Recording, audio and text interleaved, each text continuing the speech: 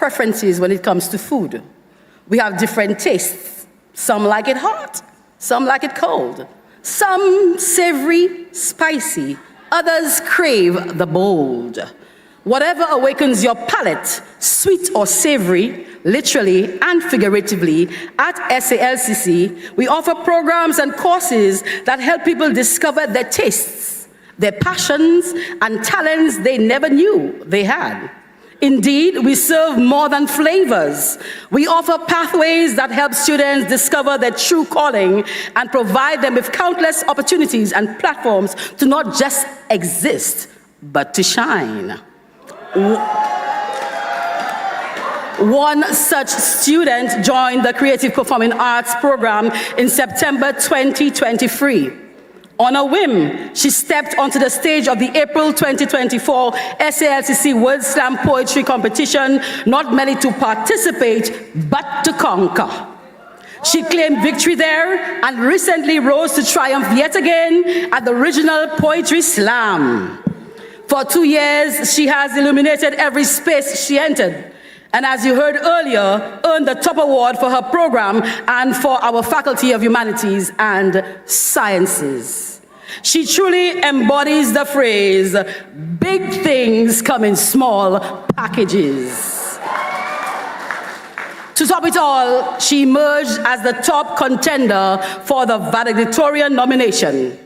Whatever her delivery today, sweet or savory, one thing is certain, she will shine.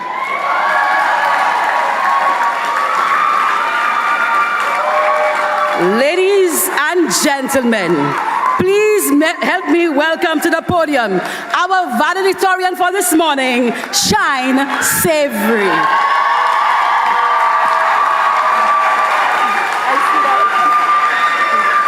Thank you.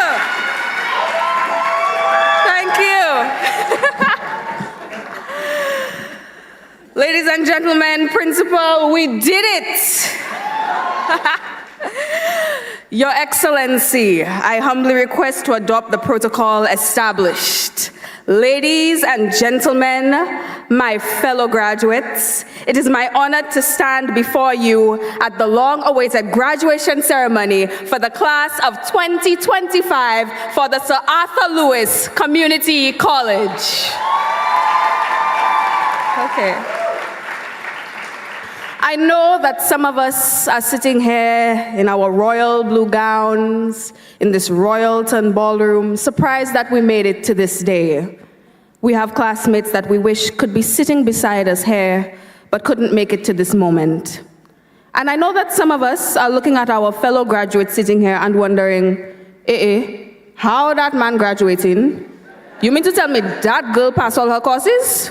Sapa true. There are many among us who, every week, when the assignment checklist grew too long, or the house sports score sheet became a shame to look at, Thomas House stays strong, we would throw up our hands and say, I can't do that again, I dropping out of that school, what am I here for? But then Monday morning, you see the same people who declare they quit, walking up to the Mon bus stop, wearing that same polo shirt they swore they would never put on again. Nevertheless, here we are. Now, graduates, for some of you, you may be experiencing deja vu sitting here, seeing as you just graduated from secondary school a couple of years ago.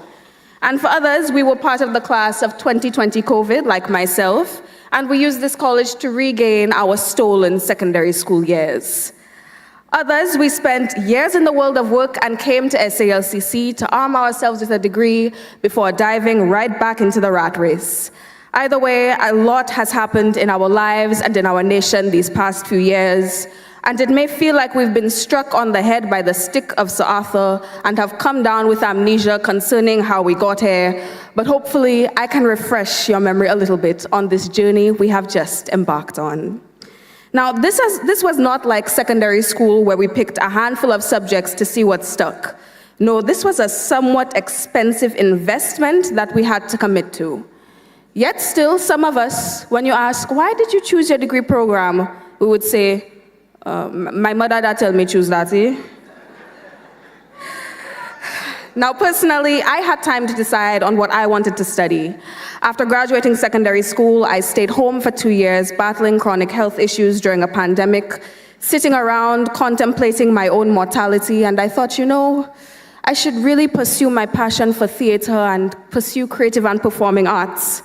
If I had applied a year earlier or a year later, the program would not have been available, and I would have missed out on the experience of a lifetime working in St. Lucia's creative industries, doing what I love regardless of potential pay, with the best classmates I could have asked for. But yet still, when people ask me what I'm studying and I say theater, they watch me up and down a kind of a way, like, okay. So I would often consider dropping out of creative and performing arts to do something a little bit more serious. I would sit under the big tree at the Mon campus and do some people watching. I'd think, maybe I should do law. Maybe I should do criminal justice. Or maybe the sciences, like the smart people in the pre-college department. Or maybe, those enterprising business students, they're smart.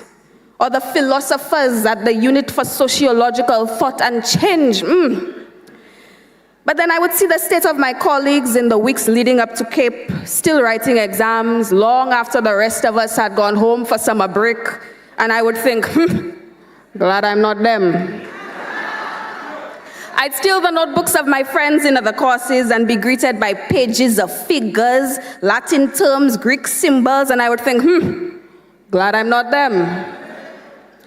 And I'm sure that all the other students looked at us art students leaving rehearsals at 1 o'clock in the morning in preparation for a career that pays 75 cents a month and thought, glad I'm not them.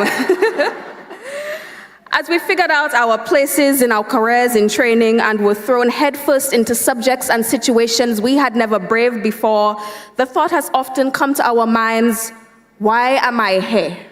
Why me? In fact, judging by some of your faces as you just walked across this stage to get your certificates, I know that's what you're thinking right now. Your parents paid good money for the graduation package. At least smile, Messi. But nonetheless, the question of the point of pursuing these fields of studies may especially be what you're thinking in an age where AI could do an entire day's work in a minute. The same AI that you were using at 11:59 in your experiments to see how late Moodle would accept your submissions. But then you may have thought, I'm doing that assignment for this miss or for that so, after they're done grading 100 assignments just like yours. But regardless, the work that we did was the result of our effort, hours of our lives, regardless of whether any lecturer took a second look at it. We are the ones who have everything to gain from exploring this world and expressing ourselves, no matter what the assignment entailed.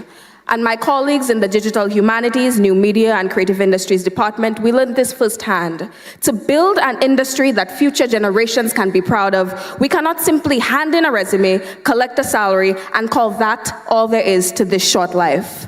As we hold these certificates in hand and we ask ourselves, what is all of this for? Let us look back on our SALCC careers, not as a duty towards a teacher for a grade or to assuage our parents' wishes, bless them, but let us view this as a choice to enrich our lives and service these communities that we hold dear. Graduates, we have been waiting for this day for a long time. We had exams to mark the end of a semester, a concrete GPA to tell us exactly how well we did or didn't do, and a graduation to neatly end it all off. And I think about the rest of our lives, coming back to pondering mortality once again, and we're not going to have this explicit system to tell us exactly how well we're doing or rigid breaks with beautiful ceremonies to send us off. And it feels terrifying, but it is my hope that we can get some grip of the working world by being our own graders, working for ourselves no matter what the company, and give ourselves our personal graduations when we have assessed that we are ready to move forward. To quote John Stewart, The unfortunate yet truly exciting thing about your life is that there is no core curriculum. The entire thing is an elective. Now, I don't mean to get political, but it must be said, many of us exercised our democratic rights as adults and voted for the first time this past week. Let me see your voting fingers. How many of us went to the polls? And I would like us to recognize that many of our grandparents were not even guaranteed primary education.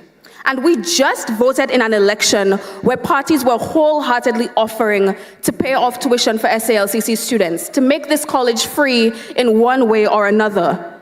2 generations ago, this would have been but a far-off fantasy.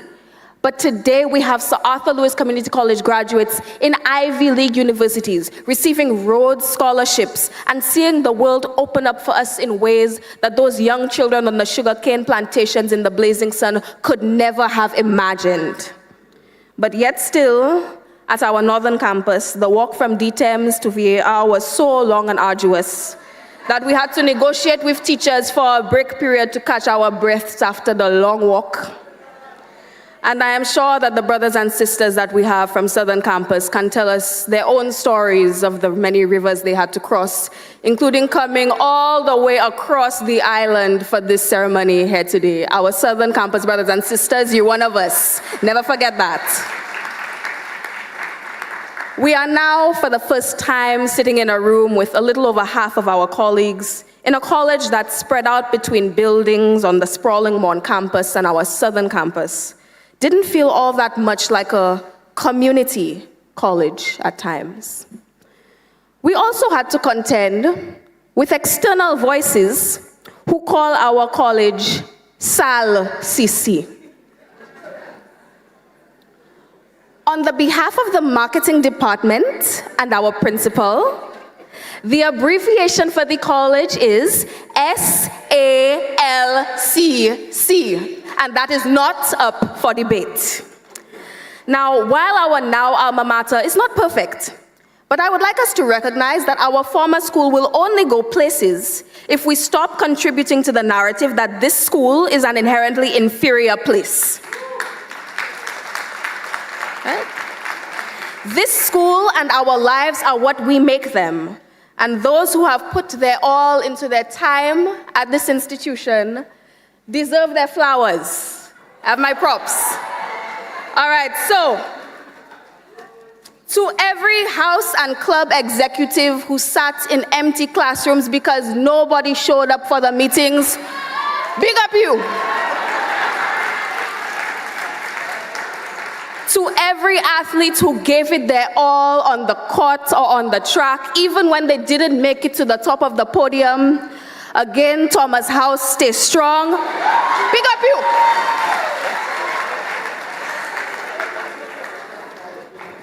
To every poet and to every debater who poured their hearts out on the mic, even when the judges did not deliver justice. Big up you. To every student who put everything they know on those exam papers, even when it didn't feel like a lot, big up you. And most of all, to every single person who got up every morning and tried their best, even when they could have chosen to stay at their home that day, big up you, big up you, big up you. You are the strength that defines SALCC. Now, to our wonderful staff. The counseling and student experience units were essential in making our college life that bit more exciting. Yes, Mr. Benty. In getting us help when we were at our lowest, our counseling unit, and for offering a listening ear. But besides this every single unit at this college had staff, lecturers, and ancillary workers who truly cared about this institution, and every single student who walked through our walls. It's people like these who love what they do, who showed us what kind of lives we can aspire to, and who embody the Sir Arthur Lewis Community College. Big up you, our teachers. All right, Mr. Benzi.